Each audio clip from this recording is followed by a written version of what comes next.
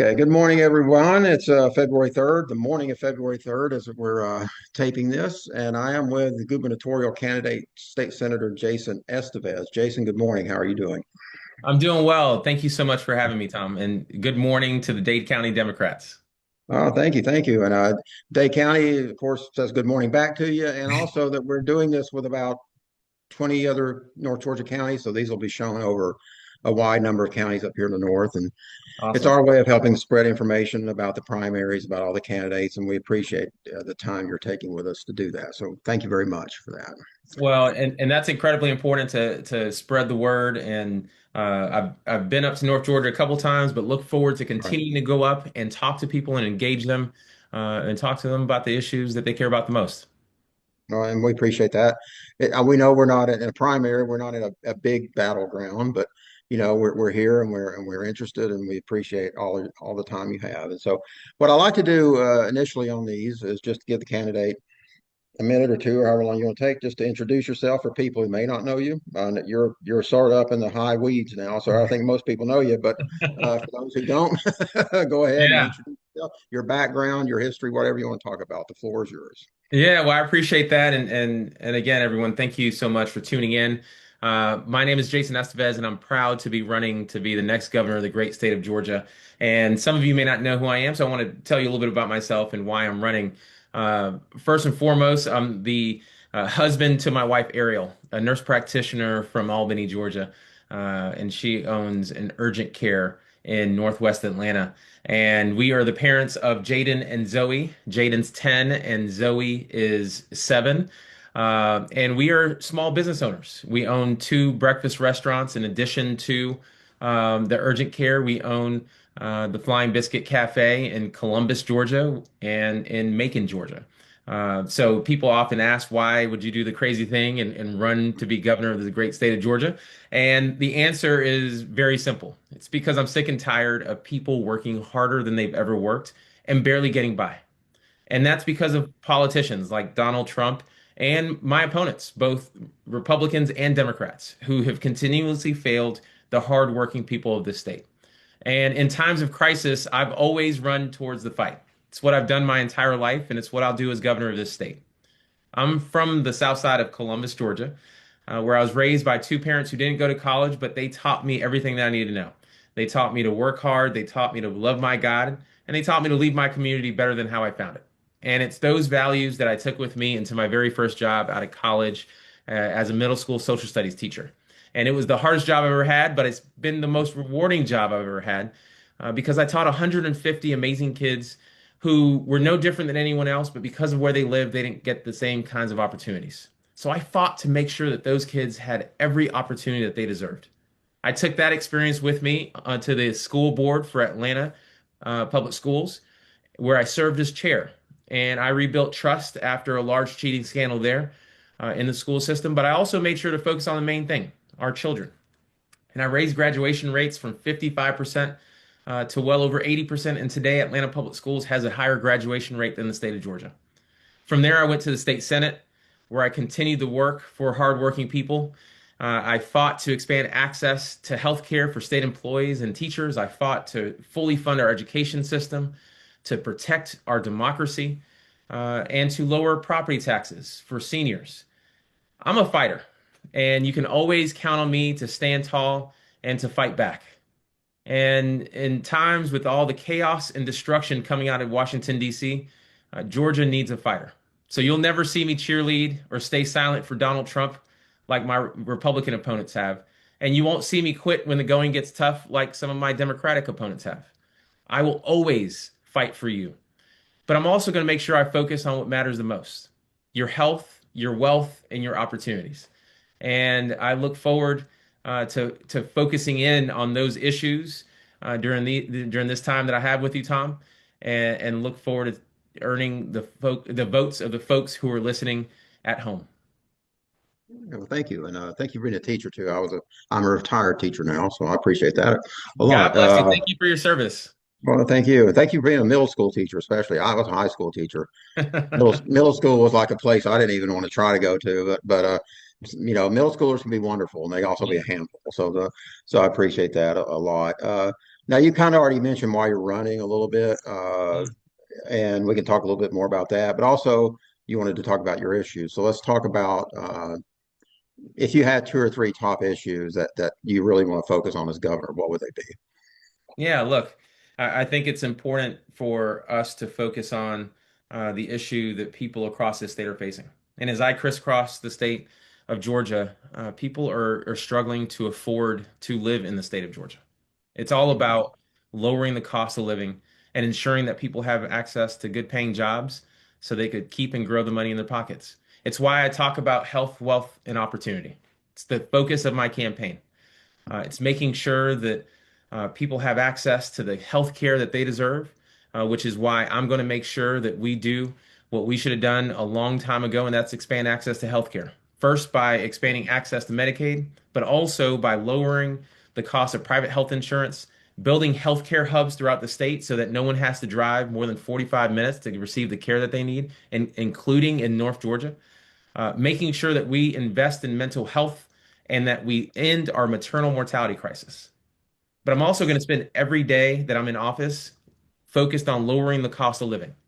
I'm going to start with housing, stopping private equity funds from buying up all of our single family homes, making sure that we make childcare more affordable, which is why I've introduced a plan to bring universal childcare to Georgia, and making sure that we hold utility companies accountable and these data centers accountable so that we lower the cost of energy in our state. I'm also going to work on opportunity for our children and for our grandchildren. I'm going to be the education governor, and I can't help it, Tom. As a former public school teacher, I want to make sure that we focus in on education. I'm Right. not only am I going to invest in early learning, start early, but I'm going to fully fund our public schools. I'm going to empower our teachers again, and I'm going to make sure that by the time our children finish their K through 12 journey, that they have pathways to good paying jobs. If they want to go straight into college, then we're going to make sure that they have a needs-based scholarship so that they can actually finish. If they want to jump in the military, go into the military, we're going to support them for their service.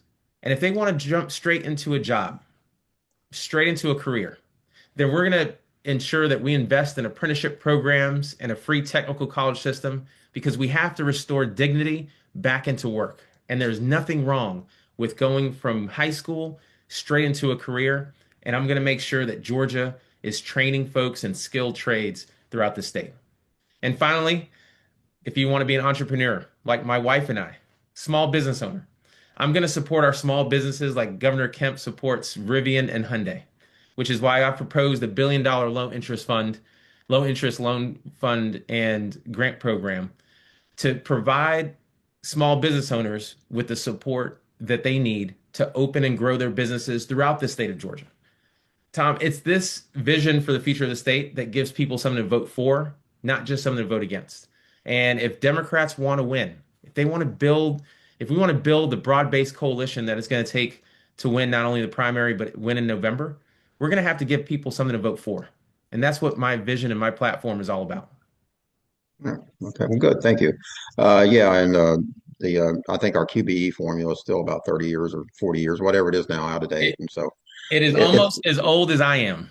right. All right. It's yeah. I think I wasn't even in the Navy yet when that. Yeah, it's been a while. So Yeah. it's been a long while since that's been updated, and it certainly needs to happen. Now, this is a tricky question because I'm very critical of our current governor. There's most things that he's done that I don't like. Yeah. We're Democrats. We have a different view of things. So, but there are some things that Georgia seems to be doing well in, and some things we're not. So, if you could step back and critique the current administration, something they've done well that you would want to keep, something that they have just failed miserably on, what would you say those two things were? Yeah. Well, I could spend a lot of time on what To they could fail, do, what they could be doing better. right, But here's what I'll tell you is that we have certainly seen a lot of out-of-state corporations coming in and creating jobs all over the yeah, state. Economic development in Georgia is undeniable, right? right, But here's the thing. You cannot be the number one state to do business without having a workforce that is healthy and right, educated.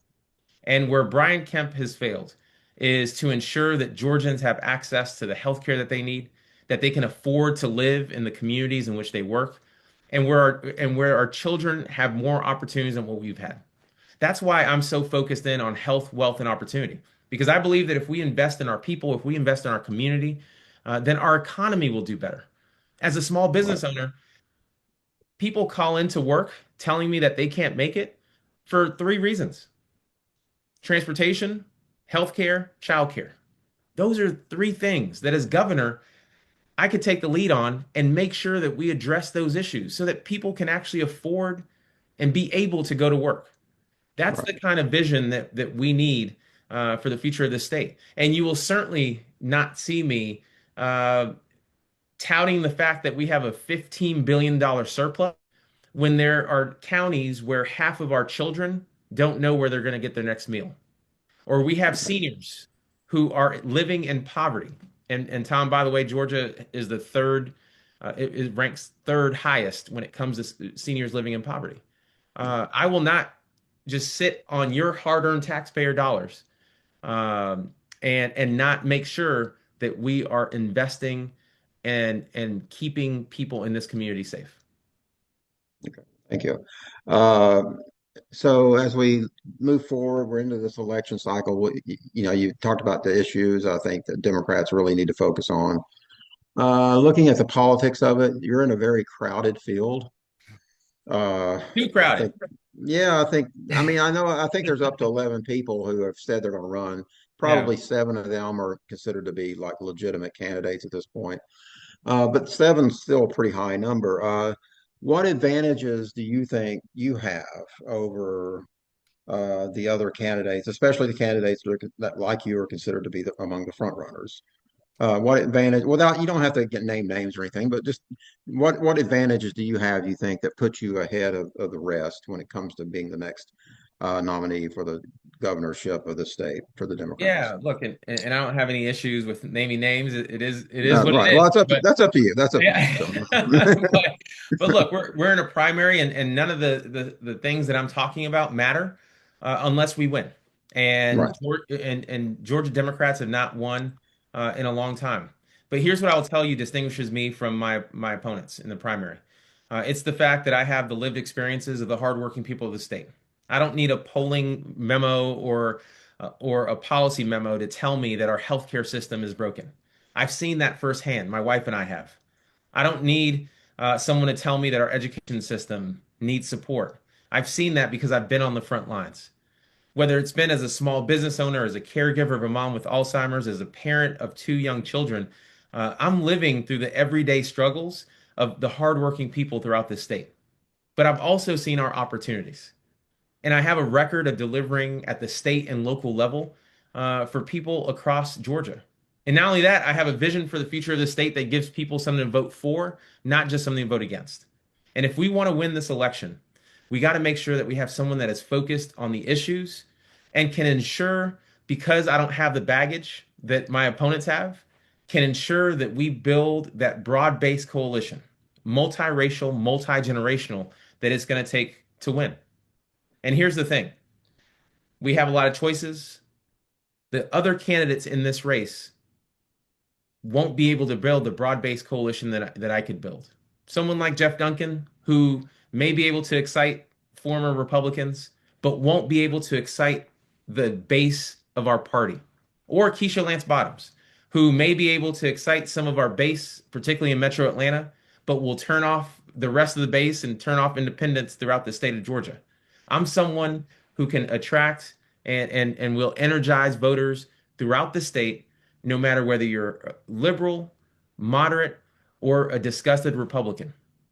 And here's the thing: don't take it from me, take it from my Republican opponents, because Republican consultants, the Republican Governors Association, has made it clear that they are most concerned about my candidacy. And it's because I bring a new generation of leadership. I don't have the baggage that my opponents have, and I have a vision for the future of the state that restores hope. Okay. All right. Thank you. And speaking of the politics of it, now I've been a Democrat chair for a while, and I've seen combined campaigns come and go. we haven't always done very well in that particular area, to put Yeah. it mildly. So just as you look for, if you become our nominee for the governor's race this year, and you're sharing the top of the ticket with Senator Ossoff, uh, how do we run a better, let me just put it this way, how do we run a better combined campaign than we have run in the past? Yeah. I guess that's a polite way of saying Yeah, no, it. look, and Tom, I've been right there Right, with you. I've seen what right. works and what doesn't. And Democrats win when we are rowing in the same direction. All of us, county parties, with the candidates, with advocacy groups, with people on the ground. And I am proud of the fact that I have been working closely with Senator Ossoff from before he was a senator and before I was a candidate for governor. We've worked well together, and my campaign and his campaign have been in close contact throughout my entire run for governor. And that coordination is going to continue.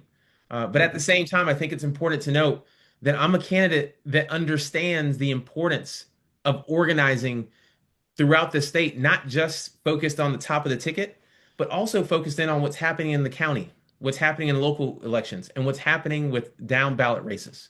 It's why I'll make sure, as the gubernatorial nominee, to organize our candidates up and down the ballot.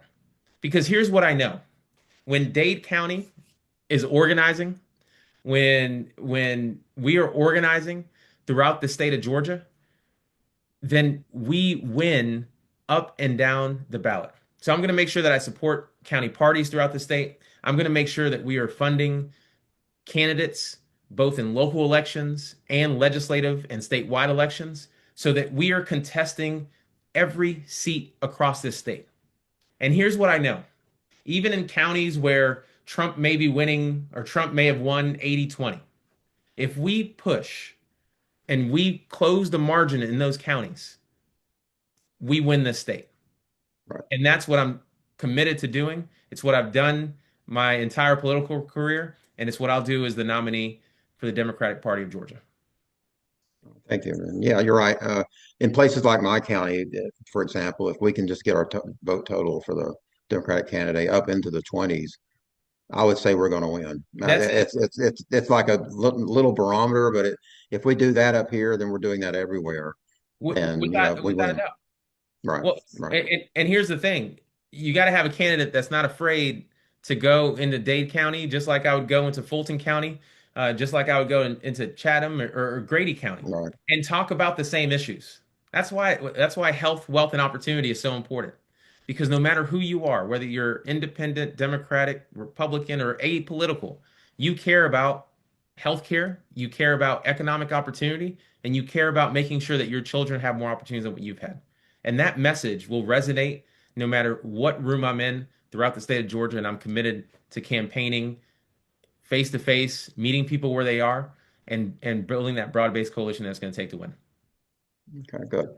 Uh, this question is sort of a softball question in a way, but it's just something I like to throw out there because I think it gives us everybody something to think about. And in my lifetime, well, it used to be the governor couldn't run twice; they could only run once, and that was it. But since we've had governors running twice, almost every governor, I think, except one, has won re-election. So winning that first time around is a pretty good indicator that you're probably going to win the second time around too. Yep, So that puts a lot of importance on this election because the second time around is going to be 2030. that's And right. that's when reapportionment, when census and reapportionment and all that. Can you explain what having a Democratic governor like yourself could mean, even if we still have a Republican assembly at that point, Yeah, what importance that is to us as a state, as a party? How would that matter in a significant way yeah. when it comes to It that? it it would matter because in 2030, maps will be drawn at both the local, state, and federal level. At the local, state, and federal level, Right. which means that if Georgians, if Democrats in particular, want fair districts, if they want legislative districts and government that reflects the diversity of this state, then we have to make sure that we have a governor at the table to make sure that we have fair districts. And Right. I'm someone that my entire time in the legislature co-sponsored legislation to create an independent commission to draw maps. Um, and unfortunately, Republicans did not move it forward. But as governor, I will be able to push that legislation forward and ensure that Georgia finally has legislative districts, finally has government that is reflective of the diversity of this state. And here's the thing: gerrymandering has made our politics much more toxic, much more divisive. And what I want to do is make sure that we bring us together. And we do that by ensuring that we stop political gerrymandering. And as governor, I'm going to use every tool in my toolbox to make sure that we make it happen in 2030. But we have to have two terms, which is Right. why I'm committed to doing it. And it's also why it's so important to make sure that we nominate a governor that is committed to two terms, will not quit when the going gets tough, will not cut and run, and can actually serve out two terms. Right. All right. So we've talked a little bit about everything, the politics, the issues, the future.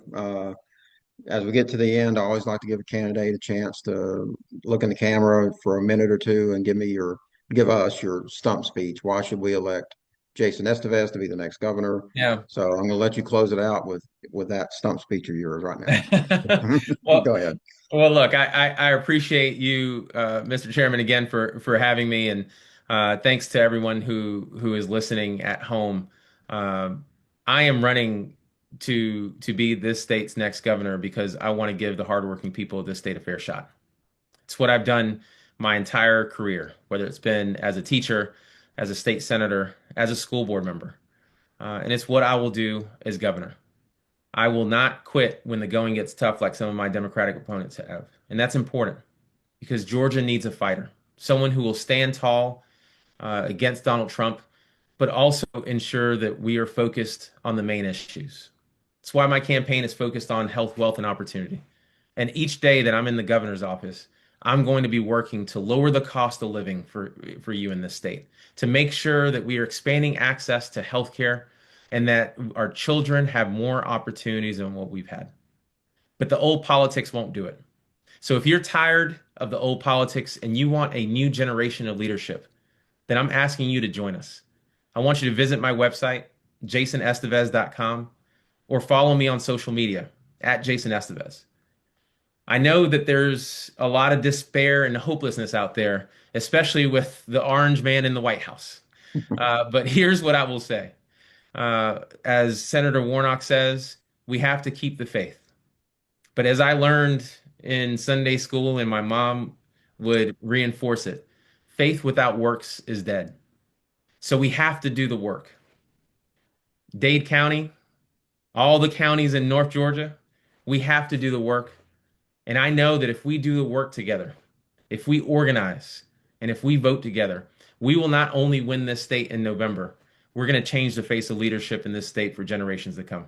Thank you again so much for having me.